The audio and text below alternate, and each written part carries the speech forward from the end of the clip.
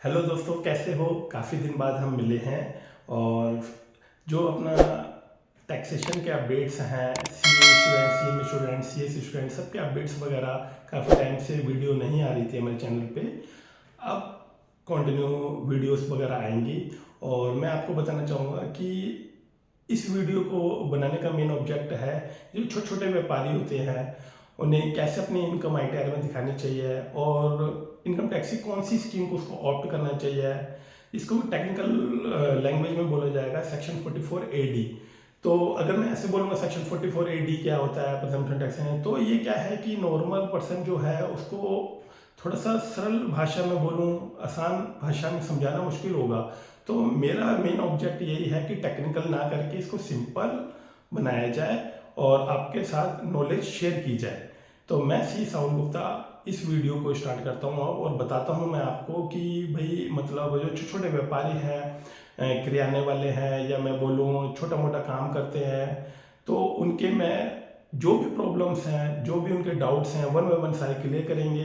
तो मैं बेसिकली बताना चाहूँगा, जैसे कि उनको ये लगता है कि ये जो छोटे छोटे व्यापारी हैं कि हाँ भाई एलिजिबिलिटी क्राइटेरिया क्या होगा, उनका टर्नओवर लिमिट क्या रहेगा, वो कितने टर्नओवर पे वो इस स्कीम को ऑप्ट कर सकते हैं और क्या कर सकते हैं। दूसरा, उनका जो प्रॉफिट है उनको कितना दिखाना चाहिए इनकम टैक्स में। तीसरा, उसका डाउट रहेगा जो हम क्लियर करेंगे, क्या उसको पूरे साल में खाते बनाने पड़ेंगे या नहीं बनाने पड़ेंगे। उसके अलावा भी एक और हम बताएंगे कि एडवांस टैक्स भरने की क्या उसकी ऑब्लिगेशन रहेगी, उसको क्या सारी इंस्टॉलमेंट भरनी है एडवांस टैक्स या कब भरना है। और अगला क्वेश्चन उसका ये भी रहेगा कि भाई इस ऑप्शन को वो कब तक एक्सरसाइज कर सकता है, मतलब ऑप्ट कर सकता है या इसे बाहर भी निकल सकता है।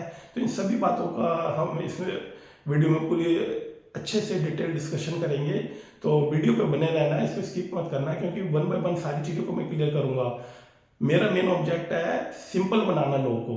तो मैं आपको बताऊंगा कि पहला जो हमारा क्वेश्चन बनता है कि एलिजिबल एलिजिबल कौन हो सकता है इसके अंदर। तो सिंपल है, देखो, वो रेजिडेंट जो इंडिया के अंदर रह रहा हो, रेजिडेंट की डेफिनेशन क्लियर करता हो। इंडिविजुअल है, जैसे कि मैं बोलूँ प्रोप्राइटर वगैरह है। HUF है, जैसे मैं बोलूँ मैं अपनी HUF खुद क्रिएट करता हूँ तो मैं एलिजिबल हूँ। पार्टनरशिप फर्म है, पार्टनरशिप फर्म ध्यान रखना उसके अंदर LLB नहीं शामिल होगी। LLB लिमिटेड लाइबिलिटी पार्टनरशिप होती है, वो उसको एक तरीके से कंपनी की तरह ट्रीट किया जाता है, इसलिए उसको इस तरह से बाहर किया गया है। तो इंडिविजुअल, HUF, और बोलूँ मैं वो रेजिडेंट होना चाहिए है। पार्टनरशिप फर्म भी आ सकती है। तो ये एलिजिबल हैं ये पर्सन जो कि इसके अंदर आ सकते हैं। तो जो छोटे छोटे दुकानदार होते हैं, वो प्रोप्राइटर होते हैं, इंडिविजुअल, उन्होंने पैन नंबर, GST नंबर वगैरह लिया होता है, तो इस स्कीम में आ सकते हैं। पार्टनरशिप फर्म बना के भी आ सकते हैं। अब बात रहेगी कितने टर्नओवर तक। देखो, टर्नओवर की लिमिट भी इसमें अलग अलग है। अब मैं बोलूँ, अगर आपको पता है कि भाई जैसे क्वेश्चन उठता है कि मैं भाई मेरा तो पेटीएम वगैरह से ज़्यादा पेमेंट वगैरह आता है, और मैं बोलूँ कैश में भी आता है, तो इसकी अलग अलग दोनों बोलूँ, दोनों की लिमिट अलग है। कैश की बोलता हूँ मैं, अगर मैं आपको सिंपल समझाता हूँ, जैसे अगर आपको मोर देन 95%, मतलब 5% से कम अगर आपका बिजनेस ऑनलाइन ट्रांजेक्शन से मतलब होता है, जैसे मैं बोलूँ पेटीएम, फ़ोनपे, या कोई भी चेक से, किसी भी तरीके से ऑनलाइन नेट बैंकिंग से पेमेंट आता है, बिजनेस चलता है, तो वो उसके लिए लिमिट पूरे साल की रहेगी 3 करोड़। उसका अगर एग्रीगेट टर्नओवर 3 करोड़ है तो 3 करोड़ तक वो इस स्कीम के अंदर घुस सकता है। इसको हम बोलते हैं सेक्शन 44AD, प्रिजम्पटिव टैक्सेशन की स्कीम। दूसरा, अगर आपका बिजनेस मान के चलो 5% से ज़्यादा कैश में होता है, मतलब 95% से लेस देन मैं बोलूँ, तो वो सारा कैश में होता है, तो वहाँ जाके आपकी जो लिमिट है वो ओल्ड वाली रहेगी 2 करोड़ तक। अगर साल में आप 2 करोड़ का व्यापार करते हो तो इस स्कीम के अंदर जा सकते हो।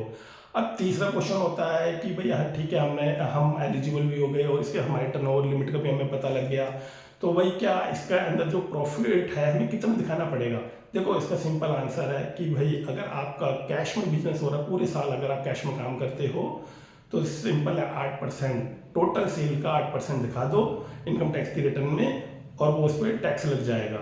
दूसरा, अगर आपका बिजनेस 95% से ज़्यादा ऑनलाइन रहता है, तो ऑनलाइन ध्यान रखना, ऑनलाइन में सारी चीज़ें कवर हो गई, सारी ट्रांजैक्शन कवर हो गई, तो आप वहाँ पर क्या करोगे, 6% पूरे साल का दिखा के नेट प्रॉफिट, मतलब पूरा नेट प्रॉफिट वो दिखा दो और आप अपने इनकम टैक्स में इसको रिपोर्ट कर सकते हैं।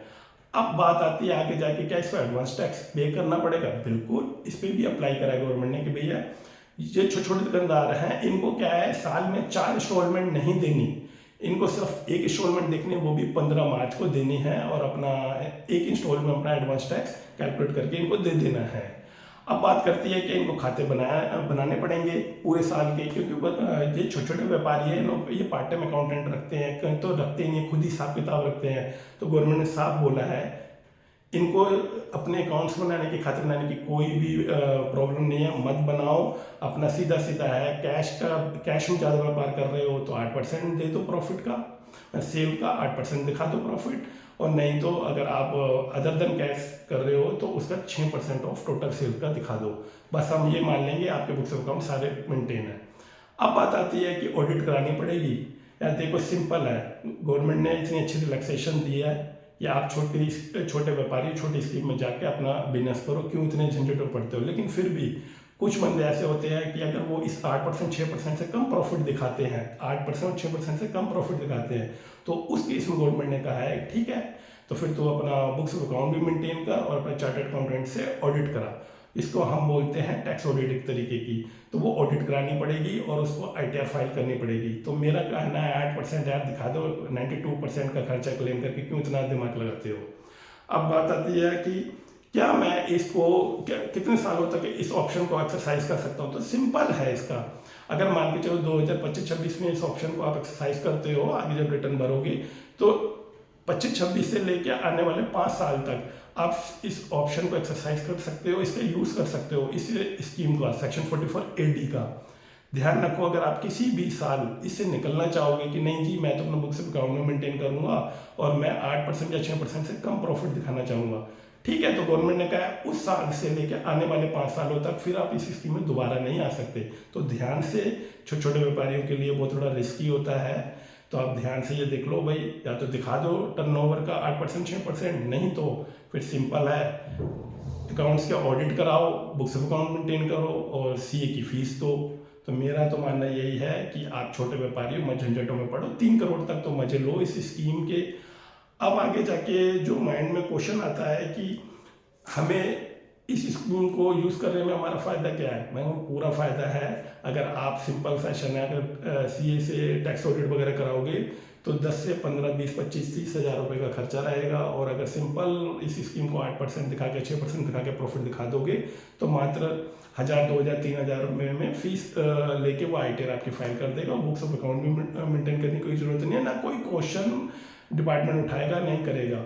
तो अगर ये वीडियो आपको बहुत अच्छी हेल्पफुल लगी हो तो मैं आपको बता रहा हूँ सेक्शन 44AD, अगर ये वीडियो अच्छी लगी है और आपको नॉलेजेबल लगा है कंटेंट तो इसको लाइक करना ना भूलना, और हमें चैनल को सब्सक्राइब करना भूलना, क्योंकि मैं इसी तरह सिंपल करके अपने हर सेक्शन को, लोगों को, छोटे छोटे जो भी चाहे हमारे प्रोफेशन से जुड़ा है या नहीं जुड़ा है, सभी को पता लगेगा कि कहते हैं कि भाई लॉ के अंदर क्या लिखा गया है और हम क्या यूज़ कर सकते हैं। तो सेक्शन 44AD, जो छोटे दुकानदार हैं, अपने CA को या अपने किसी भी प्रोफेशन जिससे ITR बनाते हैं उसको बोलो भाई मेरे को इस स्कीम में जाना है, मेरा साल में टर्नओवर अभी 3 करोड़ है या 2 करोड़ है, मतलब ऑनलाइन वाले या भी है उनके लिए 3 करोड़ वाला है कि भाई मेरे को 3 करोड़ तक इस स्कीम में जाना है, मैं 8% या 6% दिखा के अपना प्रॉफिट और इस स्कीम में जाना चाहता हूँ, मैं बुक्स ऑफ अकाउंट भी मेंटेन नहीं करना चाहता, ना कोई ऑडिट कराना चाहता हूँ।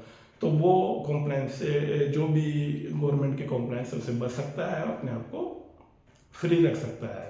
तो अगर वीडियो अच्छी लगी हो तो प्लीज़ इसको लाइक करना ना भूलना और वीडियो को शेयर करना भी ना